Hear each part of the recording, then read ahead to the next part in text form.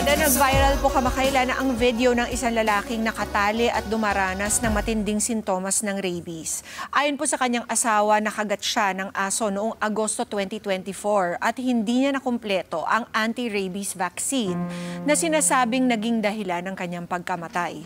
Paano nga ba makakaligtas mula sa panganib ng rabies at bakit mahalagang tapusin ang anti-rabies vaccination? Para po sa kasagutan, makasama po natin ang infectious disease specialist na si Doc Samantha Punzalan. At mamaya, makakausap din po natin ng live via Zoom si Eva Peñalba, ang asawa ng lalaking namatay sa rabies. Good morning, Doc. Thank you for being here again. Thank you. Thank you very much for inviting me. Oo, actually, Doc Sam, hindi natin para maintindihan kung bakit hanggang ngayon, napakataas pa rin ng mga incidences of rabies in our country. It's a public health concern talaga. Isa tayo sa may pinakamaraming kaso sa Asia. Yes, not just Asia, actually, kung tutusin, worldwide. So, isa talaga ang Pilipinas sa pinakamataas na rate ng rabies, documented and both undocumented rabies. At ang ayon sa research na ginawa ko, ito pa ay nagmumula sa sarili nating mga alaga, mga domesticated pets. Yes, yun, sa atin, sa Pilipinas, talagang base sa datos at yung records ng mga dating pasyente, karamihan talaga ay dahil sa kagat ng aso. Pero meron din mga kaso na dahil sa kalmot ng pusa. Tapos sa ibang bansa, ang pinaka-common lalo sa mga developed countries is from the bite naman o kagat ng bats o yun, mga paniki. Yun, sila ang medyo maroon. Pero kung i-generalize natin yung datos talaga, more of carnivorous animals. But yun nga, in the Philippines, it's still dog bites. Is this because of the prevalence of dogs, pets in the country, or medyo hindi natin masyado nasiseryoso yung panganib dito? Sa aking palagay, pwedeng because of misinformation. Kasi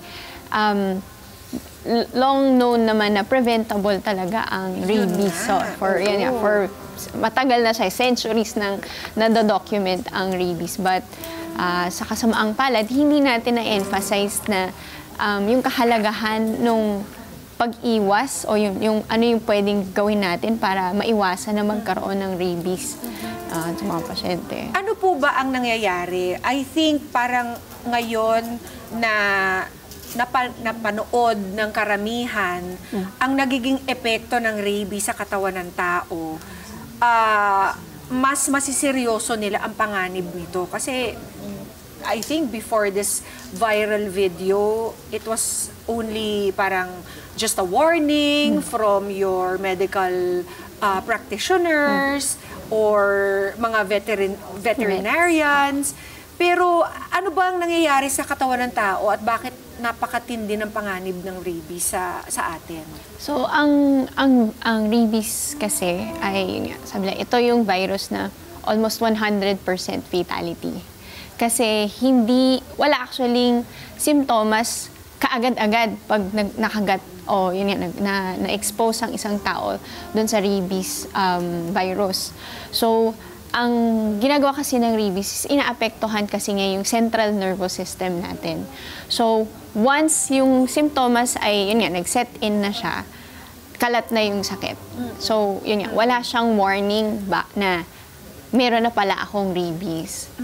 So, ang indication lang is nagkaroon ako ng encounter o nagkaroon ako ng history na nakagat pala ako na binaliwala.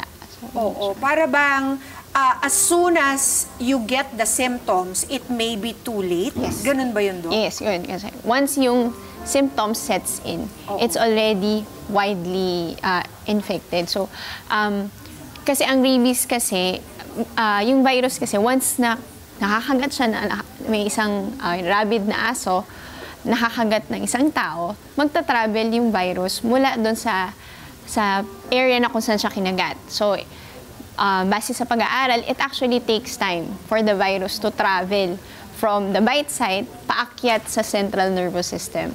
So, once nakaakyat na yung rabies virus sa central nervous system, doon lang nagsiset in yung mga symptoms natin. So, nakapag-multiply na yung virus and then, yun nga, yung symptoms niya sets in. Oo. Pag nagkaroon ng symptoms, Doc, hindi na pwede maagapan yun. Unfortunately not. Yun nga siya. At ang problema pa is, there are no telltale signs that an animal Maybe is rabid. Yes. Diba? Sometimes, so... It's only when nakakagat na yung aso, as in the case of yung kada nating namatay just this week, it's only after nakakagat siya that the dog presents with symptoms. Na-rabid diba? pala siya. Oo. And does it have to be a big bite, Doc? So, paano yung transmission? It can be a small bite or does it have to be a big bite? So, we categorize yung klase ng bite na or yung exposure ng isang pasyente sa isang aso na may possibility na nagdadala ng rabies virus. So, we categorize it as category 1, 2, and 3. So, 1, it can be as yung mga simpleng padila-dila ng aso sa balat na hindi, unbroken skin o yung walang sugat.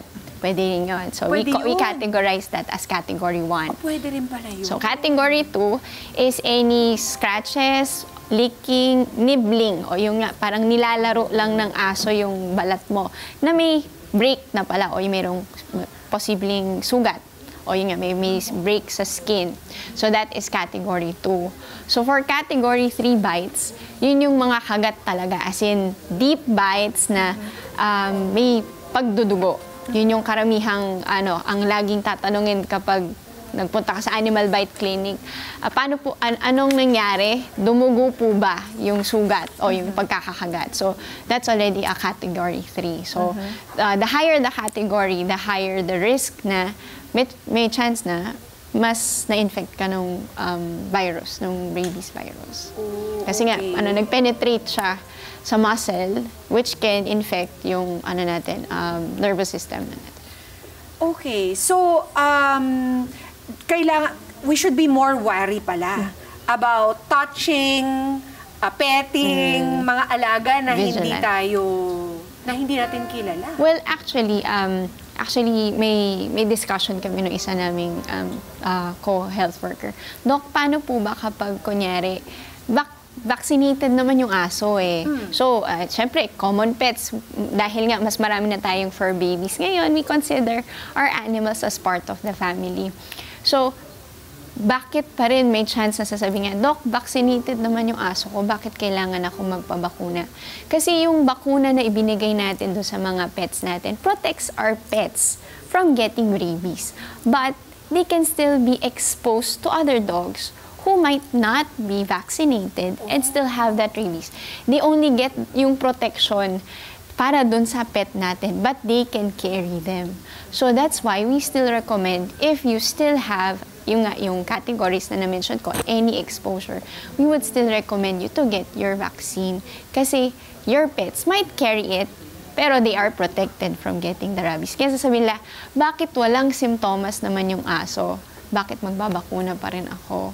Kasi yun nga, it's 100% preventable. So, instead of us waiting for, symptoms, or umabot pa tayo doon sa stage na no turning back, let's do the preventive measures to prevent getting rabies at the start pa lang siya. Okay.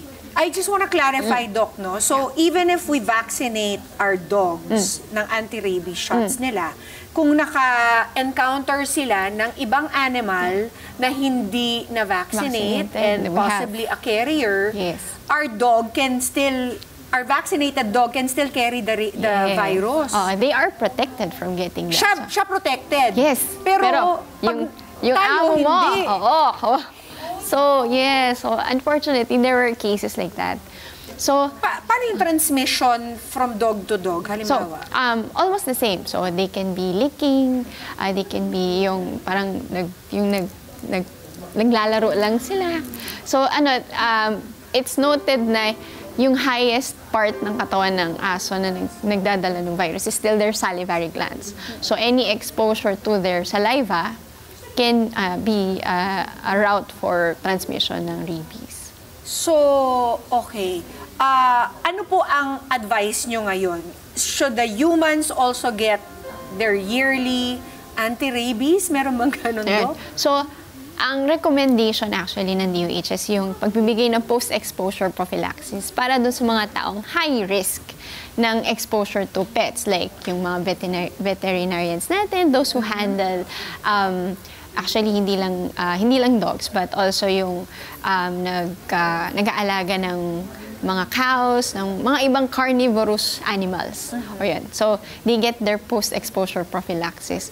Tapos nga, for our pet owners, sometimes, hindi natin may iwasan na we can get those small nibblings and bites. So, they can get their pre-exposure prophylaxis. So, before an event, before a bite happens, meron na tayong vaccine. Okay. So that's we The call humans. Yes, the humans as Okay. well. And then as part also ng program ng Pilipinas, because we are one of the countries that has yung pinakamataas na rabies incidence, yun nga, mass vaccination for our pet dogs. Yun kasi ano pa rin sila yun nga, hindi mo alam, we bring them around na everywhere, we don't know, especially yung mga we let loose na mga aso. So, hindi mo alam kung aling aso yung merong rabies at sino may rabies vaccine. So, yun. So, it's a responsibility both of a pet owner and a human being exposed to pets natin. At this point, Doc, we would like to go to our Zoom call with Miss Eva Peñalba. Siya po yung asawa ng kada nating namatay dahil sa rabies just this week. Miss Eva, are you on the line? Yes po. Kamusta na po kayo, Miss Eva? Kami po'y nagdadalamhati, our condolences po sa pagkamatay ng inyong asawa. Kamusta na po kayo ngayon? Hindi po okay, ma'am. Ma'am, maaari niyo po bang ikwento? Maraming salamat po for taking this call, no? Yung kwento niyo po kasi napaka-importante, napakahalaga po na ito para ma-warn na rin yung iba nating mga kababayan against the dangers ng rabies. Maaari niyo po bang ikwento sa amin kung ano po nangyari sa asawa niyong si Janelo nung nakagat po siya ng aso? Kaninong aso po ba ito? Bali po, ma'am, nung August 2024 po, dun po sa bahay ng kapatid ko sa Cavite po. Yung aso po, ang may-ari po ng dati po nilang kapitbahay, iniwan na po sa kanila. Bali sila lang din po pinag-alaga. Tapos yun po, doon po kami tumutuloy. Nung time po na nakagat siya, nasa trabaho po ako noon. Mas nalaglag daw po yung tuwalya. Dinampot niya po, malapit lang po yung aso sa kanya, nakatali po. Pagdampot niya po sa tuwalya, po na sakmal po yung daliri niya, kanang daliri po, sa hintuturon. Yan po na, malaki po yung sugat, tapos natuklap po yung kalahati ng puko niya. Tapos mga ilang minuto po noon, yung aso po nag-iba na yung behavior, namula po yung mata, nagwawala po. Tapos yung dumi niya, kinakain niya na, yung sungka niya po, kinakain niya na rin. Sa ngayon, kinulong po nila sa loob ng bahay para po hindi makalabas. As yun nga po, pinatay po nila. Kasi ulol na po siya. Yes. Miss Eva, Pinatay po nila para... Yes, go ahead po. Pinatay po nila para po kung sakali makalabas man po ng bahay, hindi na po makakagat ng iba. Pinalo po ng tubo. Miss Eva, ganong katagal po bago lumabas yung mga sintomas na yan dun sa aso pagkatapos nakagat po ang inyong asawa? Bali na ngayon lang po ma'am, May 15 po, nagsimula. Nagpakita po ng sinyales ng pagkaulol yung aso nitong May lamang? Hindi po ma'am, noong August pa po ma'am, nung Okay. po nung pagkakagat sa kanya. O, parang araw lang po pagkatapos niyang mga gat. Nagkaroon na ng Opo, yun lang sintomas po, yung yun po. aso. Oo. Okay. At that's a sure sign, no, Doc, na talagang may rabies nga yung asong yun. Ngayon, yung asawa niyo po, nakatanggap pa po siya ng vaccination, hindi po ba? Yes po, ma'am. Yes po. Kailan po siya Nung araw na din na po yun. that same Nung araw na day? din po yun, ma'am. Okay. Ang problema, hindi po niya Hindi natapos. po niya Nakailang Opo. dose po siya? First dose lang po, ma'am. Isang dose lang ang kanyang natanggap. Opo. Aha. Opo. At ang kailangan, Doc, is how many? So, Usually. dahil may documented or meaning, yun nga, may nagpakita ng simptomas yung aso Oo. ng rabies. So, ang At least may unang araw... confirmation tayo Oo, na nakuha tama. rin ni Janelo. Yes. Oh. So, yung unang araw, ideally talaga, dalawang klase ng bakuna dapat yung nakuha o natanggap Ni Janelo. Oo. Yung una nga is yung mismong rabies vaccine. Pangalawa, dahil category 3, yun nga, base doon sa description nung kung paano siya nakagat. So, nakagat, natuklap, may pagdudugo, category 3. So, kinakailangan din ito nung tinatawag na rabies immunoglobulin. So, ibig sabihin, yung area kung saan nakagat, bibigyan siya ng immunoglobulin para subukang i-bind o yung sabi, isa-stop para kumapit yung virus o para umakyat siya. So, yung immunoglobulin na yun, ang pipigil para yung virus ay dumiretso o kumalat. So, ngayon, yung vaccine, so, ang ginagawa ng vaccine, katulad ng iba nating bakuna, is stimulate niya yung immune system natin para gumawa ng sariling antibodies yung katawan natin against dun sa mga kumapit na virus sa atin. So, ngayon, kung isang dose lang yung nakuha ni Janelo, siguro, dahil medyo malalim yung pagkakagat sa kanya, mataas yung chance na medyo mataas din yung virus na pumasok sa kanya. Na kinakailangan na continuous yung pag-produce ng katawan natin ng antibodies. So baka hindi sufficient o hindi sapat yung isang bakuna lang na yung nagawang antibodies ay mabind yung virus na pumasok sa kanya.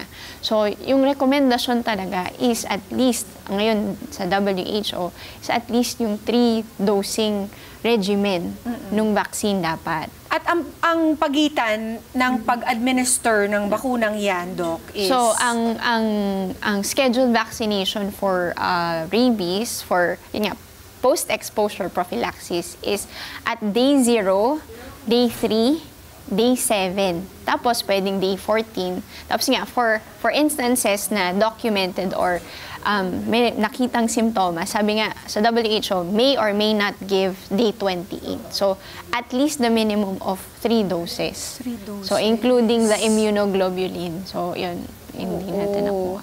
Eva, ano ba yung naging dahilan kung bakit hindi na napagpatuloy yung vaccination ni Janelo? Sa tingin ko po, ma'am, dahil po sa kabisihan din niya po sa trabaho, tsaka po namamahalan din po siya sa bayad, nangihinayang po siya, kasi kung babayad niya po, ipanggagastos na lang po sa mga bata. Oo, gayong naumpisahan na sana, hindi naman siya naabisuhan ng doktor na kailangan talaga niya talaga bumalik.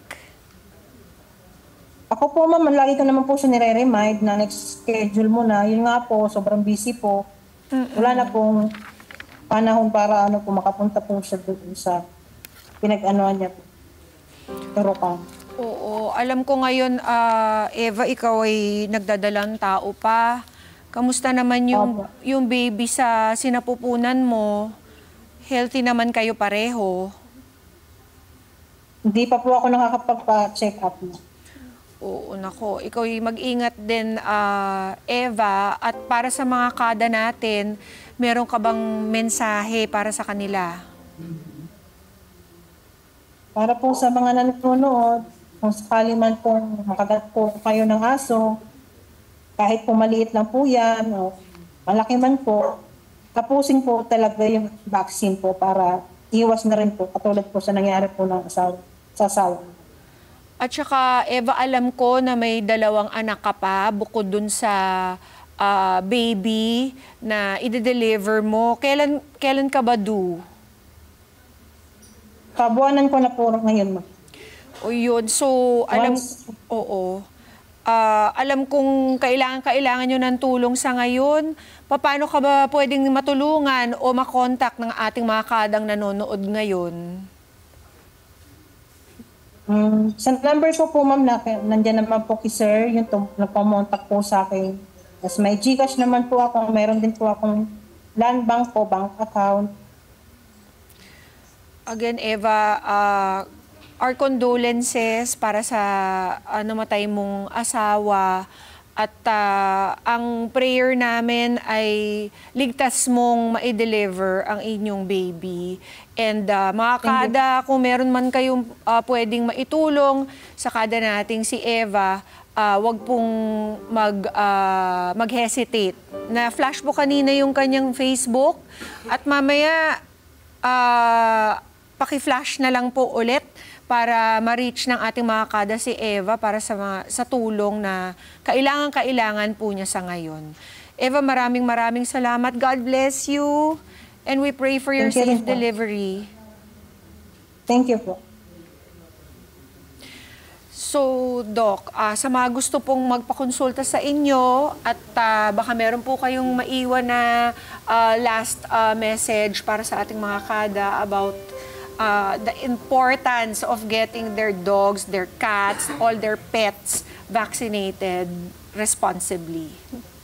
So yes, so rabies is 100% preventable. So I hope lahat po ng nakakita, hindi po biro ang rabies, hindi po dapat natin siya ipagsangbahala. Meron po tayong available na mga gamot at yan bakuna. At kailangan po ay hindi dahil sa mahal natin yung mga pets natin. Pero una sa lahat, protektahan natin sila at protektahan din natin yung sarili natin. Tapos, let's be responsible pet owners. Tapos, yun nga, huwag nating baliwalain yung katotohanan na meron talagang rabies. Yung huwag na tayong maniniwala doon sa sasabihin ng iba na ano lang yan, okay yung pet natin kasi inaalagaan natin sila. But, yung rabies kasi is still here in the Philippines. So, hindi pa natin siya completely ma-eradicate. So, yun. Let's get vaccinated. Let's get our pets vaccinated. At katulad po nung naging kaso ni Janelo, hindi po talaga natin makikita ang sintomas agad-agad. In his case, siya po yung nakagat nung Agosto, nung nakaraang taon. Pero ang kanyang sintomas ay naglabasan lamang nung May 15 ng taong ito. And then, a few days later, ay siya po ay namatay na. Kaya talagang napakabilis from the onset of the symptoms.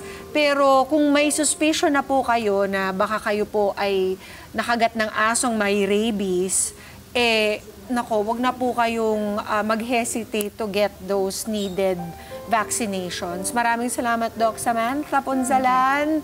At kay Ms. Eva Peñalba, maraming salamat din po sa panayam kanina. Ang rabies po ay preventable. Basta tama ang kaalaman at mabilis ang aksyon. Maging alerto, magpatingin agad at huwag baliwalain ang kahit simpleng kagat. Mga Kanet 25, this is Pia Guanyamago. For more Kada Umaga updates, please click the subscribe button and follow us on Net25 social media pages at Net25TV and at Net25 Entertainment Facebook page. See you guys. Bye!